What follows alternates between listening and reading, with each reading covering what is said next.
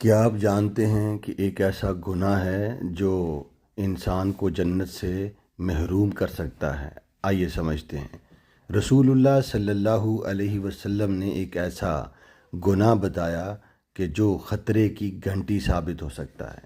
آپ صلی اللہ علیہ وسلم نے فرمایا کہ وہ شخص جنت میں داخل نہیں ہوگا جس کے پڑوسی اس کی ایذاؤں سے محفوظ نہ ہوں۔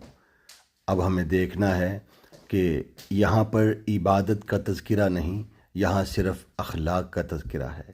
اگر قیامت کے دن ہماری عبادتیں، ہمارے روزے، ہماری تہجد، ہمارے ذکر اذکار اللہ ضائع کر دے گا تو ہم کہاں جائیں گے؟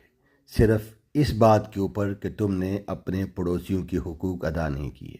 یہ بہت بڑا المیہ ہے۔ دین اسلام صرف نماز روزے کا نام نہیں بلکہ اپنی زبان کو دوسروں کے لیے محفوظ رکھنے کا نام ہے۔ اللہ عمل کی توفیق عطا فرمائے۔